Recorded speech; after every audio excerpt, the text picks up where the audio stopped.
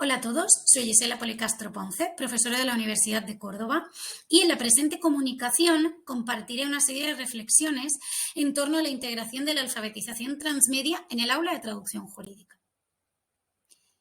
Antes de comenzar, se esbozan los aspectos principales que se abordarán en la presente comunicación. Comenzaremos por unas breves pinceladas introductorias que posteriormente pasarán a materializarse desde la perspectiva de la materia que nos ocupa, que es la innovación docente, y se plantearán los modelos pedagógicos de alfabetización contemporánea. Y, en tercer lugar, se planteará la propuesta didáctica que es objeto del presente trabajo. Para concluir, se planteará una serie de reflexiones finales que nos permitirán valorar la idoneidad de nuestra metodología didáctica. Hemos considerado pertinente partir de la cita de Tapscott, que define a nuestra generación como la generación NET, y es que indudablemente en nuestra sociedad la tecnología de la comunicación y de la información ocupa un lugar decisivo y, lógicamente, son catalizadoras de cualquier cambio social y somos también conscientes de que la forma en la que interactuamos ha evolucionado notablemente y de forma paralela a la progresión tecnológica. De hecho, sociedad y comunicación ha evolucionado de la mano de las nuevas tecnologías, que son quienes marcan las pautas hoy en día hacia el progreso a todos los niveles. Continuamos con otra cita de otros autores, en este caso Alfonso Lozano y Girard Lorenz, en la que afirman que el lenguaje de la pantalla es el que gobierna la comunicación, y es un hecho. Esto nos llevó a tratar de identificar cuáles son las particularidades que hoy en día marcan, definen el modo en el que se transmite la información. Y hemos detectado que hoy en día, a la hora de presentar cualquier tipo de contenido, hay una tendencia a una mayor visualización y una mayor simplificación. Esta visualización se plantea en formatos mucho más atractivos, llegando a manifestarse como expresión pictórica, y se integran diversos formatos: vídeos, audios, efectos, imágenes 3D, etc. También hay una mayor simplificación de este contenido que aboga por una mayor claridad, una mayor sencillez, y dicha simplificación persigue también una serie de fines divulgativos y didácticos que permitan una mayor comprensión por parte del usuario. Cabe señalar que hoy en día existen diversas corrientes que defienden el uso del lenguaje claro, así como en la lectura fácil, destinada a aquellas personas que pueden plantear algún tipo de problema a la hora de comunicarse o de interpretar la información. Y bien, estas corrientes combinan la accesibilidad de la información con un formato que resulte atractivo y fácilmente comprensible por el usuario. A la luz de estas reflexiones, resulta necesario partir del concepto de la comunicación multimodal, generado, concebido por Cressy Van Leeuwen. Desde el plano comunicacional y lingüístico, estos autores nos muestran cómo evidentemente surge un nuevo orden comunicativo que, partiendo de las teorías de la sociosemiótica de la comunicación, hacen referencia a la integración de nuevos modos comunicativos. Puigela, en esta tabla que compartimos en esta diapositiva, nos muestra cómo la comunicación ha evolucionado desde lo escrito hacia la integración de elementos orales, audiovisuales y, por supuesto, multimodales. La amplia variedad de recursos multimodales que tenemos a nuestra disposición para transmitir información, lógicamente, deben de contemplarse también a la hora no solo de transmitir esa información, sino también transmitir o plantear una serie de propuestas didácticas e integrar el uso de estos recursos en modelos pedagógicos. Así, pasamos a analizar cuáles son o han sido los modelos pedagógicos de alfabetización contemporánea, que evidentemente han ido evolucionando al mismo tiempo que han ido evolucionando e integrándose las nuevas modalidades de comunicación, ¿no? Estos modelos pedagógicos plantean un reto a la educación formal y además también pretenden atender a las demandas de la sociedad actual. En los años 60 se concibió el concepto de alfabetismo mediático, en el que comenzaron a introducirse los medios de comunicación en la educación. pero la evolución, sobre todo más notable, se observa en el concepto de la alfabetización digital, que se desarrolla a finales de los años 90. El enfoque tradicional de la alfabetización pasó a un segundo nivel en el que comenzaban a integrarse los recursos digitales, las nuevas tecnologías, dentro de los planes de estudio. Y de esta forma el estudiante comprendía cómo la innovación tecnológica formaba parte también de la educación y por tanto había una visión mucho más positiva, ¿no? Y se trataba de beneficiar de las diferentes posibilidades que este tipo de recursos ofrecía. Así ha ido evolucionando este concepto hacia una nueva realidad bastante innovadora, cabe señalar, como es el concepto de alfabetización transmedia.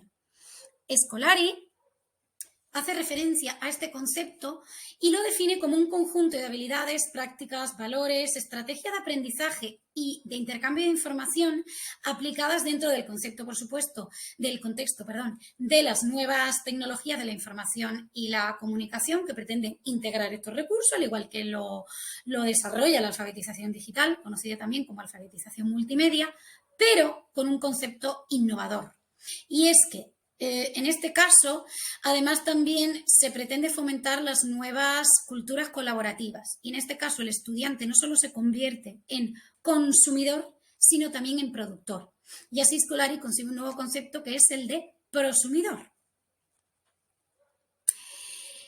Bien, en esta diapositiva hemos querido compartir una tabla en la que Scolari, en una de sus obras de referencia, que es el libro blanco para el alfabetismo transmedia, nos muestra la evolución a la que se ha visto sometida el alfabetismo y observamos cuáles son los aspectos que definen al alfabetismo transmedia, que evidentemente, como vemos, parte de un lenguaje multimodal, integra distintas variedades de distintos formatos o soportes mediáticos y observamos cómo acabamos de señalar, en este caso, el estudiante se concibe como prosumidor, es decir, consumidor y productor de contenido.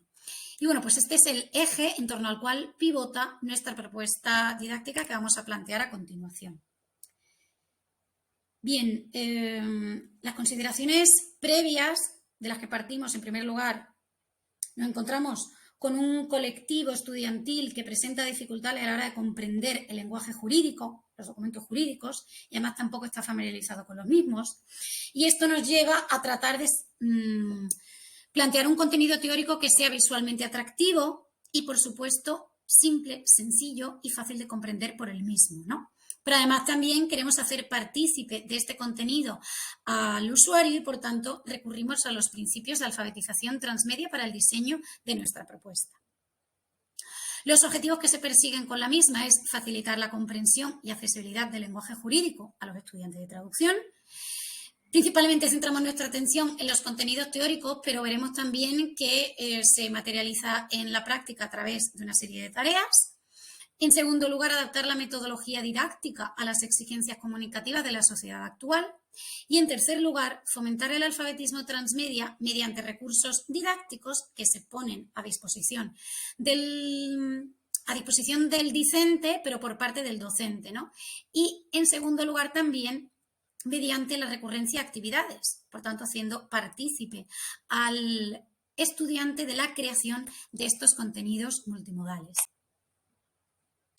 Nuestra metodología, por tanto, se basa en la creación de recursos didácticos multimodales, como acabamos de señalar, por parte del docente, en el que se integran los diferentes elementos que se muestran a continuación. Y, como acabamos de señalar, materializar estos recursos desde un punto de vista teórico y desde un punto de vista práctico.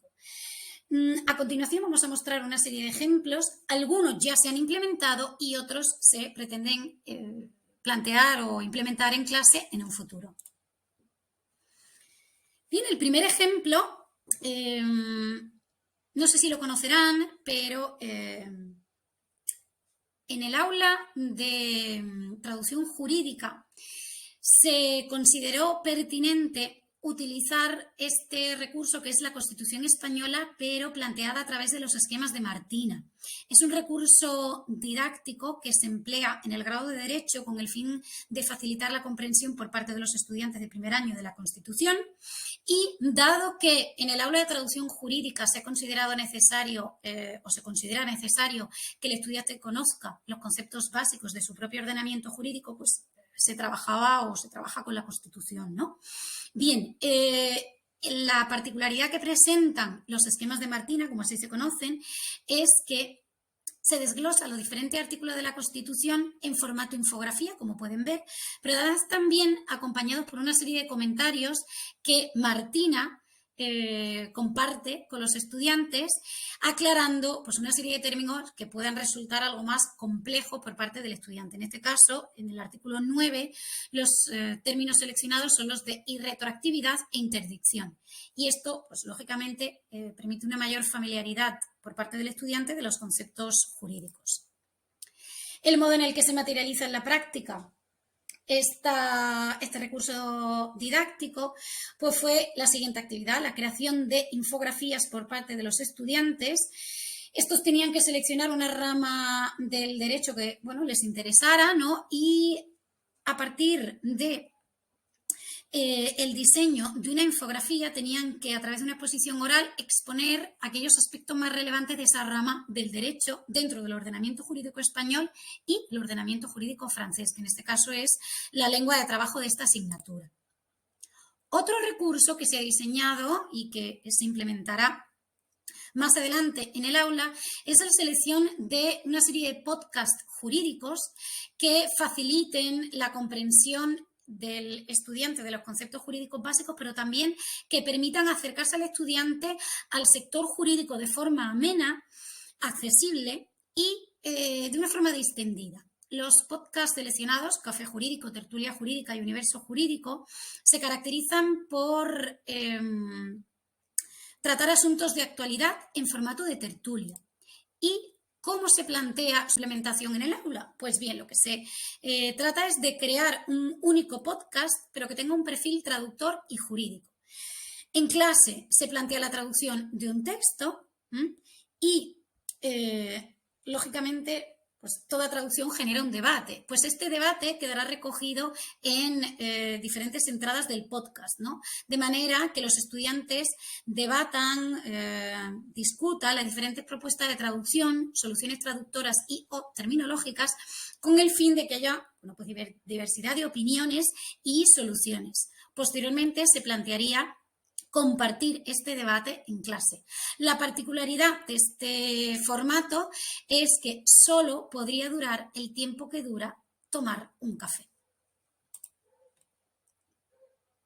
El tercer recurso didáctico es bastante variado. Lo que se pretende es ofrecer la accesibilidad a los estudiantes de las diferentes plataformas didácticas con las que están más familiarizados. Canales de YouTube, distintas redes sociales o blogs que tengan un contenido, un corte, mejor dicho, didáctico, divulgativo, y además también ofrecer recursos tanto en francés como en español. Se seleccionaron distintos canales de YouTube, cuentas de Instagram, Twitter y TikTok, así como un blog jurídico de referencia en el que se plantea el derecho desde una perspectiva sencilla, accesible, y de esta forma, complementar el contenido teórico de lo abordado en clase, ¿no? De los conocimientos abordados en clase.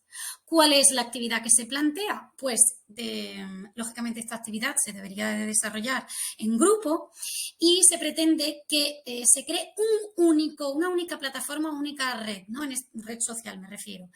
Y en este caso, los estudiantes tendrían que abordar cuestiones jurídicas de actualidad, pero desde un punto de vista del derecho comparado. Por tanto, eligiendo un tema de actualidad, por ejemplo, reforma laboral, realizar una comparación entre el ordenamiento jurídico francés y el ordenamiento jurídico español. Concluimos de forma muy breve con una serie de pinceladas que simplemente nos llevan a afirmar que consideramos que esta propuesta puede ser bastante factible dentro del aula. De hecho, el primer recurso que ya se ha implementado con su correspondiente actividad ha obtenido una serie de resultados muy satisfactorios tanto por el estudiante como por parte del docente, y creemos que la implementación de las otras dos tareas que se han diseñado también podrán ser tanto motivadoras para el estudiante como atractivas para el docente y sobre todo totalmente innovadoras. Concluimos agradeciendo su atención y quedamos a su disposición para resolver cualquier duda a través de los comentarios. Muchas gracias.